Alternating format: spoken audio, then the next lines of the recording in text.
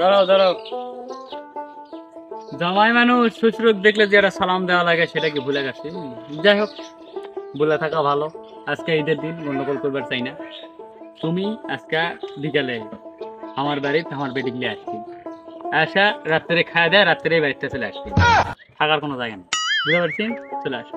আমার পক্ষে যাওয়া সম্ভব না। কিসের জন্য যাওয়া সম্ভব না? কিসের জন্য? হ্যাঁ, তোমাকে যে আমি দাওয়াত দিছি এটাই তোমার ভুলে গেছে। আমার মুখ দিয়ে যে তোমার দাওয়াত দিছি এটাই তো আমার মুখের অপমান হচ্ছে। ও আচ্ছা, তাই? আবার কি? তো দুনিয়ার মানুষের শরীরের আছি, ওই তাকে জামা প্যান্ট দেয়, কোট দেয়, টাই দেয়, তুমি আমাকে কি দিছেন? ওই বেকার জামাই কে দিবে রে? সরকারি চাকরি হলে দেওয়া ছিল। বেকার জামাই তোমার বেটি দেখাশোনা আমার সাথে প্রেম করেছিল কিসব? প্রেম করেছিল তুই কবার বেড়া ভাঙতে পেলে নিয়ে দেবা কি বুঝছ? বেড়া ভাঙা আমি পেলা লিয়াল ছিল না, তোমার বেটি অর্ধেক ঘাটা আলছিল।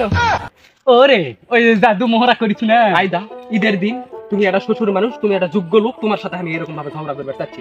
এখন তুমি আমাকে কি করছেন তাই তো?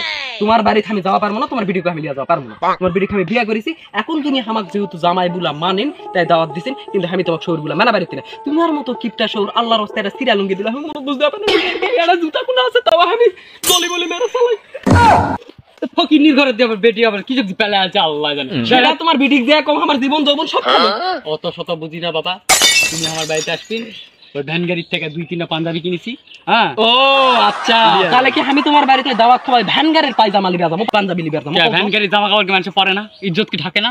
ইজ্জত ঢাকতে পারে, আমি সৌরভ থেকে তাহলে ভ্যান গাড়ির জামা কাপড় নেবো না।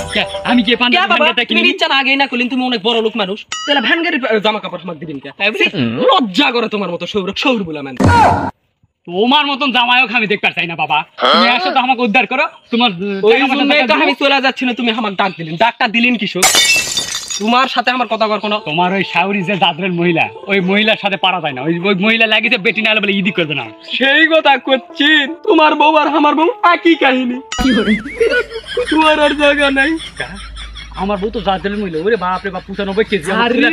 বাবা তোমার বউ দাদরাই, আর আমার বউ ওই দাদরাইলের থেকে মা কোটিমা ছিল না, ওই কোটিমার কপি। কোন দিক তোমার বউয়ের থেকে আমার বউ কমলো? কোটিমা মানে ওই ঝিলিক মালার যে ডাক, হয় ওই তাহলে তো আমার বউ। ঈদ মুবারক মুবারক।